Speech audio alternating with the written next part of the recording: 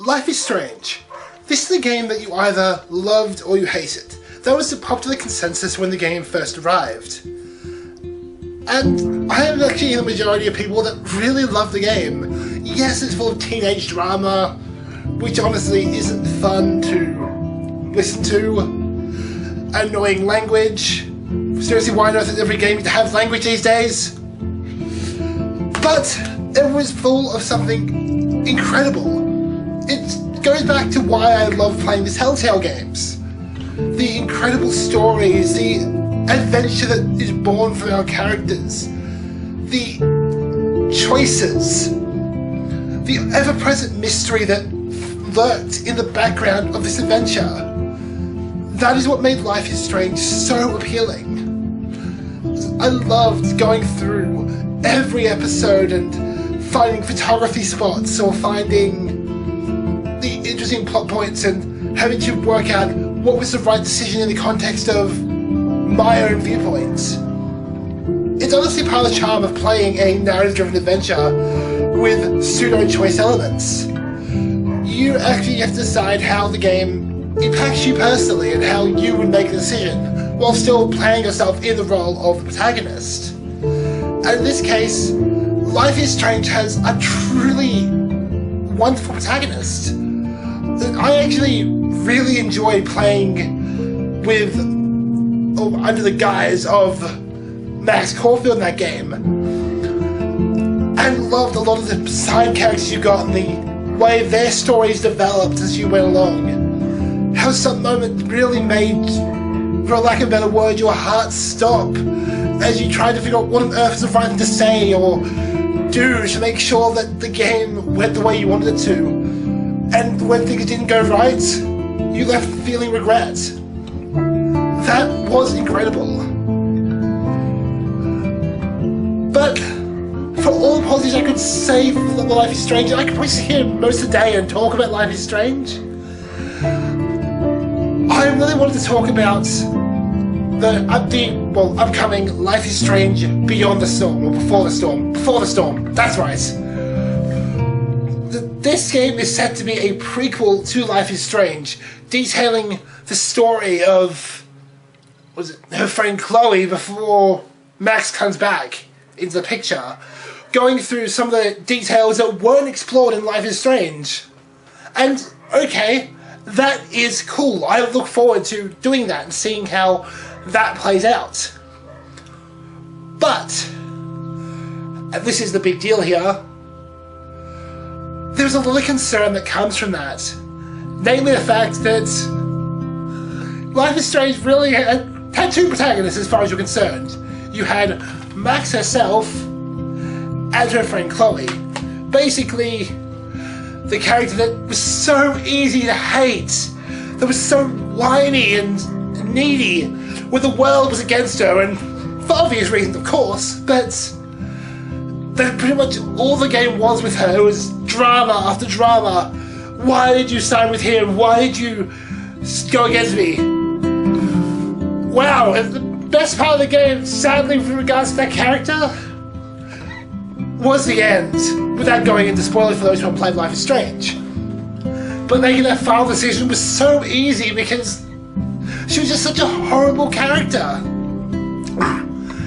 And for obvious reasons, Before the Storm is set to follow on, or not so much follow on, but delve into this backstory of Chloe, following the whole passing of her father and basically her friendship with character, somewhat, Rachel Amber during the course of the story before Life is Strange. But that, of course, is said to be the problem. Well, I'm fascinated to see where they're going to go with Before the Storm and see how they can build the story up towards Life is Strange, further going into the character's backstory and hopefully explain why on earth she's so whiny. Oh yes, I don't take me wrong, I understand that it's sad that she lost her father. That is sad, that is devastating. But this is a character basically treats the world like they're against her. And as we all know, that isn't the case in most circumstances. It's what made Chloe such a detestable character. One that I honestly tried to get killed multiple times, but the game wouldn't let me. Stupid game. And that's going to be the concern. I love they're trying to explain more story, go into details and things that we missed out on originally. But we're also going into a story where our lead character is someone so unlikable, who I really wish I could kill. Don't get me wrong, I'm going to play Life is Strange Before the Storm. Given how much I love the original game, I want to know more on the backstory. But is the game really going to be anywhere near as good as Life is Strange? Sure, it's not fair to compare, but I already find myself concerned about where Life is Strange is going, because Before the Storm is set to, well, follow a character that isn't fun, that isn't interesting. Who personally, I'm not a person who advocates hitting girls. I want to slap. And that is sad. I shouldn't want to slap a game character. Okay, sure, I should want to slap plenty of them, but still, I shouldn't want to slap a particular game character in a game I loved.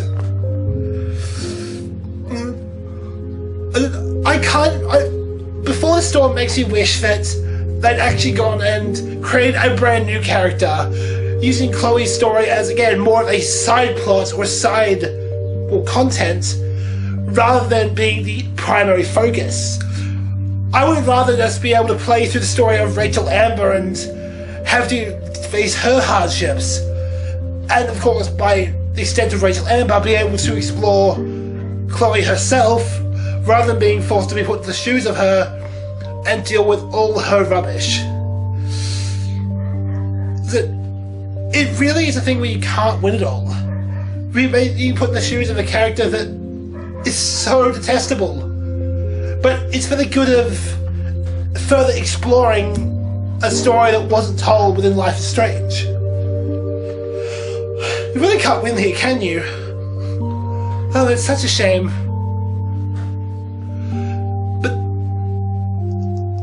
I have to give the game the benefit of the doubt. It could surprise me. It could actually make Chloe a more understandable and agreeable character. But it's something you can't really enter without hitting caution. When you go from an amazing character who is fascinating in every way, has interesting and unique capabilities and skills, to bland, boring, and whiny, there really is no comparison. And sorry for the repetition, but it's really the best way to point it out.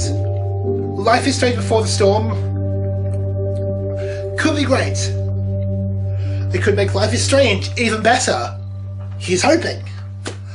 But it could also be a downfall of the franchise. And I really don't want that. So, that game is close to launch, and I'm still really hoping for a sequel, a promised sequel, Life is Strange. Let's hold out with eager anticipation, but also eager cautiousness over where Life is Strange is going. Could the game be good? Sure. Let's give the benefit of the doubt. It could be fantastic. But it could also be, well, really worth complaining about, especially when given the grand scheme of the amazing work Donut already did with the original game. You can really see it bringing down the franchise through the simple act of a protagonist. And I really hope it doesn't. Sorry for the little ramble, but hey, I wanted to say something, so it was said. Feel free to, well, call me stupid, hate me, whatever. Just something random I had to say.